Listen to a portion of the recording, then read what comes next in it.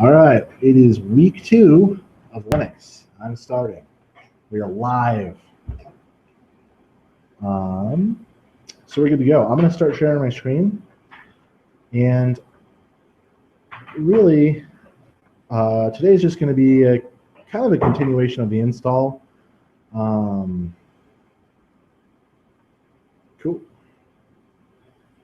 It's a continuation of the install that we did last week. You got Linux installed. Now it's time to kind of start using it. I'm going to go pretty basic, just over a couple commands and a couple programs that you can install from the GUI and how to kind of customize the GUI. The GUI is the graphical user interface. It's kind of what you interact with. It's all of this right here. So right off the bat, are you able to get that booted off the USB? Maybe? The USB, are you able to get that booted? Okay, no worries. All right. Very basically, going over, I want to start with the shell, because the shell is kind of the core component of any operating system, even Windows. A lot of people think, the command prompt in Windows, they think of that as DOS, and it's not DOS. It's actually its own Windows interpreter. Are you able to get logged into yours too? Okay. All right. Well, if not, I can actually go over password resets too. Kind of jump start a little bit. Actually, I'm going to start up my VM for that. I'm going to take a quick detour on week 2 and show you guys how to reset passwords if you forgot them. Oh, but shoot, they changed it. Right. Root password. No, you'll have to boot off of the USB. Yeah. So you have to turn it off and then hit F12, I think, on boot. You forgot your root password? Yeah. If you do a sudo-I, you can use the same password used to log in. Do you remember your root password? So hit Control-Alt-F2. Wrong. Control-Alt-F3. Type in root and hit enter. And now put in your root password, or what you think your root password is. And actually, that's a good thing. I'm going to start up my VM. I'm going to start up my virtual machine to show you guys what that is. It's hard to do on a screen share. I don't care. Can I just not mount anything? Disconnect. Fine. Start. So one thing in terms of resetting your password, if you remember your root password but don't remember your user password, you can actually reset your password by dropping into a text console. The text console, there's actually several virtual consoles on your system. There's only one that's graphical, and that's at number 2 generally on most modern. It used to be at 7, now it's at 2. So if you're on your system and you actually have it installed on physical hardware, if you hit Control, or if you're running off a USB, if you hit Control-Alt-F1, it'll drop you to a text console. If you hit Control-F2, it'll drop you back to the GUI. And then F3 through F5, I think, they've reduced the number of virtual consoles. But I know at least 5 works through F5. And that is a way, if you've forgotten your user login, you can't log in as root to your GUI. You're not getting in, even with root. It's okay. I'll have to probably go and look up how to do that, because they've actually changed it. It used to be if you had physical access, you could bypass the password completely. but they just changed it a couple versions ago where you have to have the root password to even reset the password. So do that. Actually, you can run off USB for today and it'll be fine. So I'm going to show, fortunately for my system here, I have these set up. If I hit Control F1 on my keyboard, you guys will not see anything from the video. So I'm going to show you guys what this does in my VM to show you what it'll look like. Maybe. That didn't work. Let's do, there we go. So this is Control F2. It drops me, oh, I totally lied before when I was saying that. It's Control F1 that's your GUI console. It's Control F2 through F5 that are your text consoles. So when you hit that, it drops you to text, and you can log in. You know, in this case, I'm going to log in as root. And one of the reasons I want to start out with talking about the shell or the console is because if you have to, if your GUI is not working, this is how you get to fix your system. And this is boring, it's kind of dull. I get excited when I see a console like this, especially with this little hash sign. That means I'm root. And I'm going to go back to my system since I've kind of gone over that. I'm going to shut this off. I don't care. So if you notice here, I've got a little $sign, which means pretty much universally across all Unix systems that you're running as a regular user. You're not running as a super user as root, or as root, sorry. So that means I can't do things as my user that root could. For example, if I cat etc. shadow, I can't because I have permission denied. And that's good. It prevents you from making system level changes. We're probably going to operate a lot as root. And so I want to show you guys that you can log in as root and that we'll be doing it a lot. But for most things, especially the first couple of weeks here, we're going to be running as a regular user and elevating to root when we need it.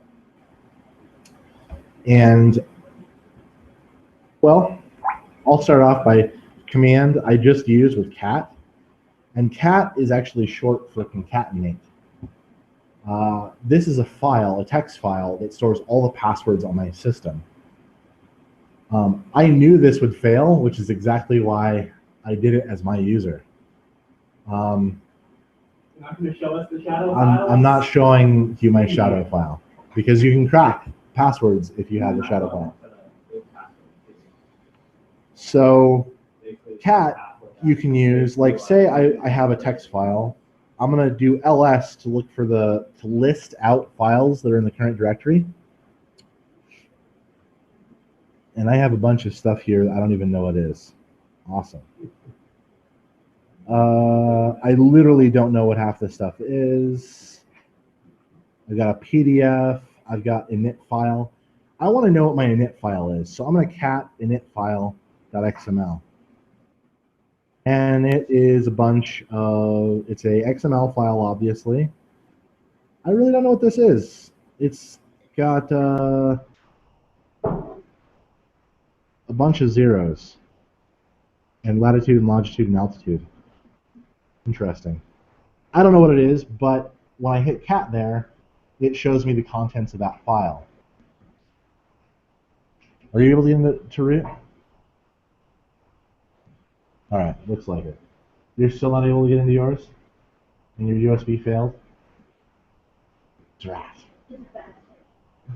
That is a bad start. I'm sorry.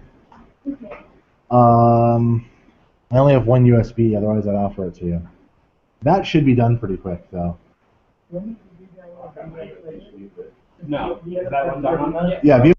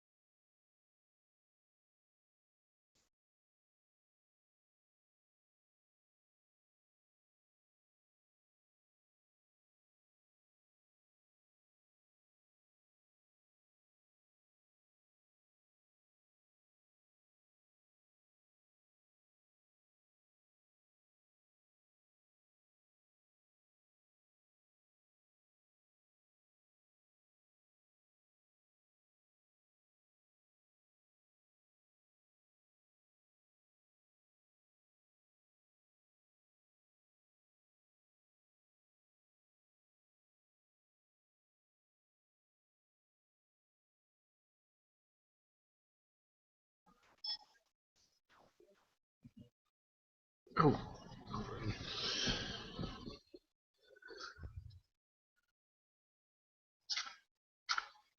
Hello?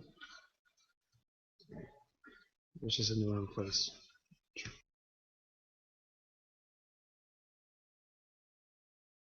Sorry. Awesome. I don't know how long I was muted for. That's not good. Did you memorize all these posts for me, or? I do have them all memorized, yes. But I also do this every day. It comes from repetition. I'm not expecting you guys to memorize all of this. I'm just expecting a certain level of familiarity with, if I am saying, like, print out a file or show me a file, you'd probably want to cat it. Or if you want to, I want to say, like, hey, what's in this directory? I want you to know that that's ls. And if you know cat and ls and cd, that's pretty basic. If any of you guys, it's getting far along enough now to where not very many people have used DOS. Like when I was a kid, that was a thing, and I had an amber colored monitor. It was awesome. Loved that. I'll put a list of all the commands after I'm done here, because I wasn't quite sure what commands I'd go over and which ones I wasn't. So I'll put a list of commands out on the bulletin. So don't have to be taking super studious notes. I'll give you at least a little bit of help in that sense. Anyway, so this is the absolute path. The absolute path of this file is home steve initfile.xml.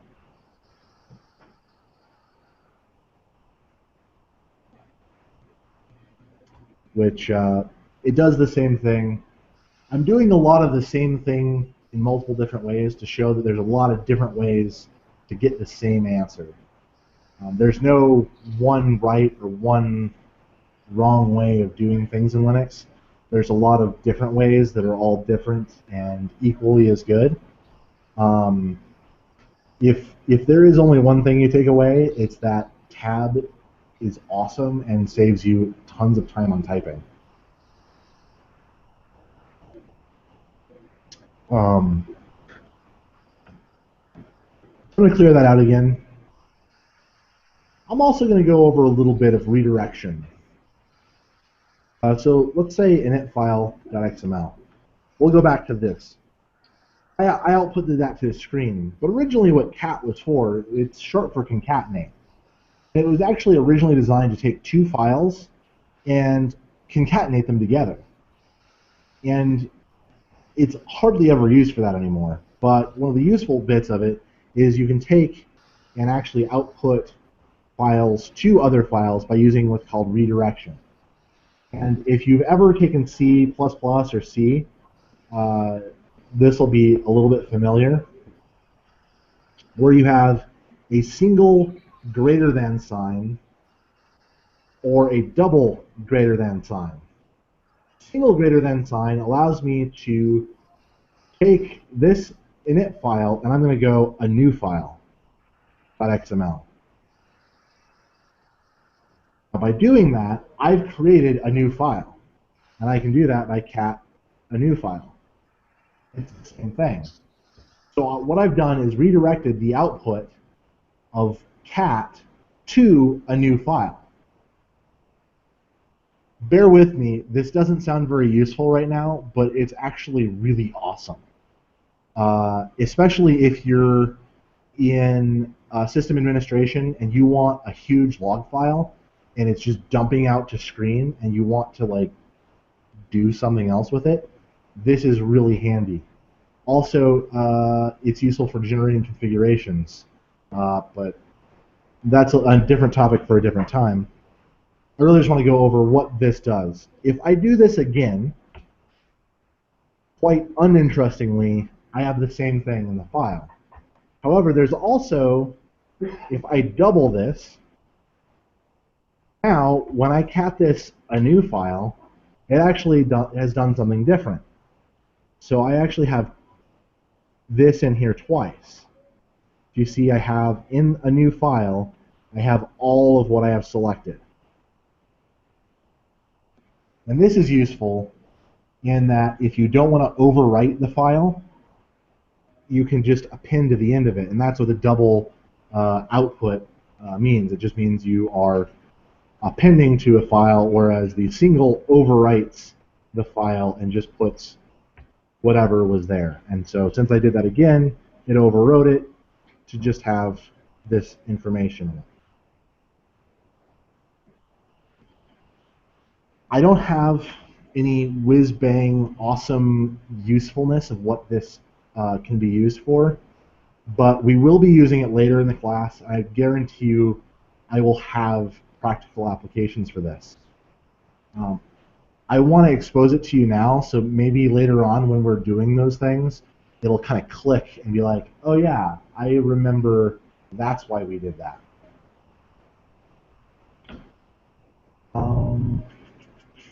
Did PWD, did LS, did some switches to LS. We had cat, which is pretty important. I'm just going over a checklist of things. I'm good on commands. I'm not going to go too much more on that, at least not tonight. One of the other things I wanted to go over is, this is all well and good, but most of you guys aren't really caring about the terminal. It's kind of boring.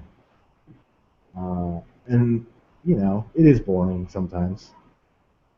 I was going to go over the GUI and what you can do with it. I actually already opened it up, but if you type in software, there's a graphical front end for installing packages to your system. And this is pretty cool, because what this is a giant library of software you can install just by selecting it and installing it.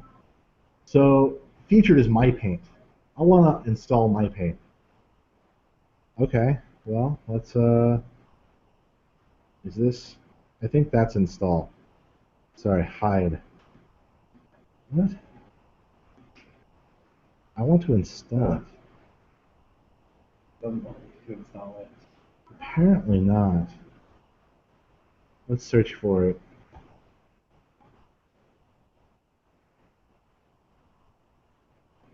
See if it works.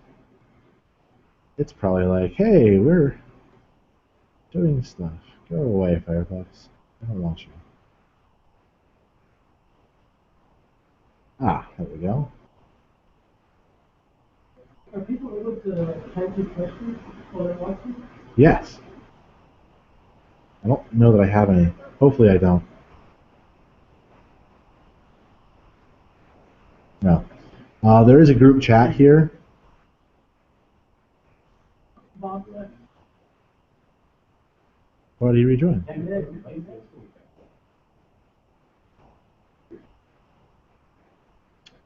That's weird. I know transmission works. My friend downloaded it on his computer, and we got stuff downloaded by using our Oh.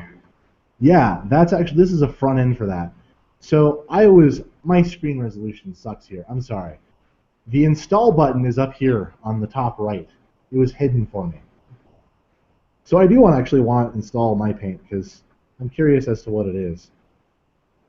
I'm a big GIMP fan, so GIMP is another image editor. Whoa, we thought you had some this. Do you? It's not like what's in Pulp Fiction. Not that at all. GIMP's actually awesome. We go when students paint something for us in MyPaint.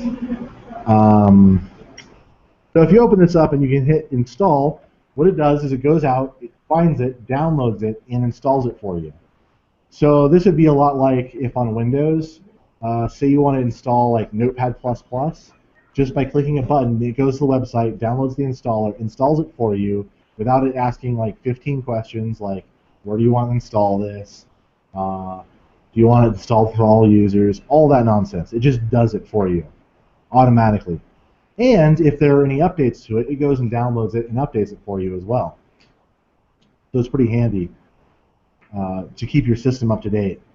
Especially like, say you're running a server and you have, for example, shell shock or heartbleed or any sort of vulnerability, you can just install updates and it updates all the dependencies, all the different packages. So you don't have to go and find a specific install and do it that way. So my paint is now installed. It popped up with a little notification at the bottom. So I hit launch, and it's going to launch my paint. Unsurprisingly, it's a paint program. Wow! I'm totally surprised. This is interesting. I don't know what this is really. Line crusher. Huh.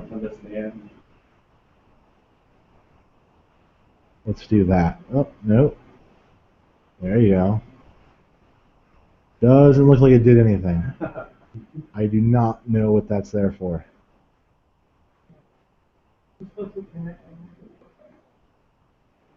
Whoa. That's cool. What just did it just invert everything? Yeah. Interesting. I don't know what's going on there. Let's go for. Ooh, interesting. That's cool. That is kind of cool. Anyway, so this was, I mean, literally that's as much trouble as it took to install my paint. So once you have this installed on your system, you can install other software really easily. Yeah, that masterpiece is just going to have to go away. Also, if I want to remove it, I can just click remove there.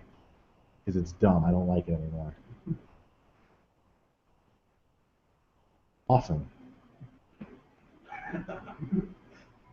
I'm really batting like, 1,000 today. At work, I'm writing this application, and it was time to roll it out to my users.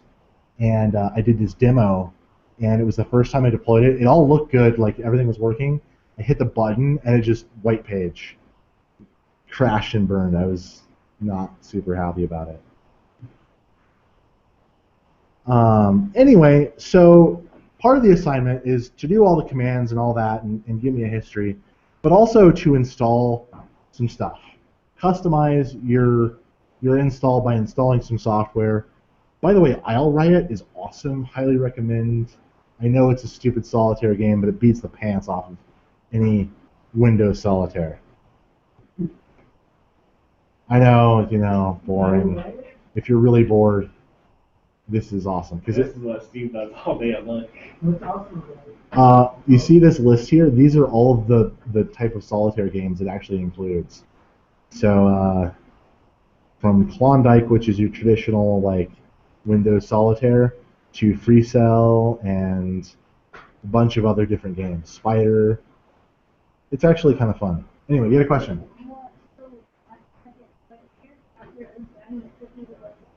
Yeah, and you reboot it? Rebooted and then it's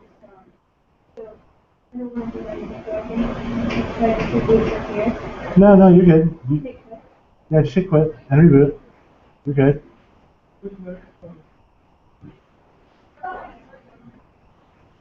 I'm thinking. Oh, another system customization thing. Last thing for the night is. No, if you go to settings in GNOME, this allows you to change your background, notifications, online accounts, privacy. This is also where you can change color. This is more if you like have. I was actually looking for a different sort of color, but if you are into like graphic processing and need to know like that all the colors that are on the screen are accurate for what you print, that's how you do it. But what I was really looking for was like themes, but they don't have those anymore.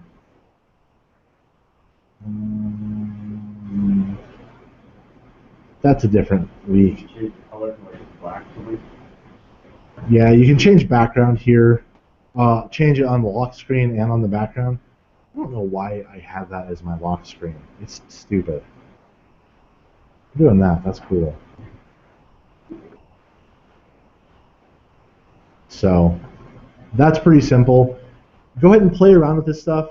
Show me a screenshot of some programs you install, a screenshot of the commands you run, or a text output of the commands you run, and that's it. Just a screenshot of the programs you install and the commands. That's it for this week. I'm good. I'm going to put the commands that you guys should run and just play with it, experiment with it. Literally, if you break it, you can reinstall. It's not hard. Last week, I think we did it in less than 30 minutes. I think you've done it twice now while we've been talking. So it's not terribly difficult. If you screw it up, it's a blank canvas.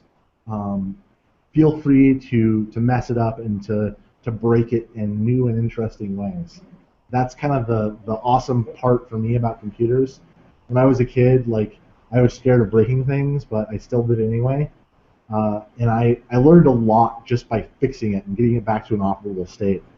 So I really encourage you guys to go out there and break it and get it back to a working state. So that's all I got for this week. Thanks for those of you who joined. Thank you, Bob and Tanner, who joined from online. I will. Oh. I am not around the college tomorrow, but I can be around this weekend. I do have keys to the lab here. I have a full-time job during the day, so that's probably why I can't make it in. But if you want to, I will be. Just email me, and we can set up a time if you need to meet with me or get into the lab. Cool. All right, guys. Till next week.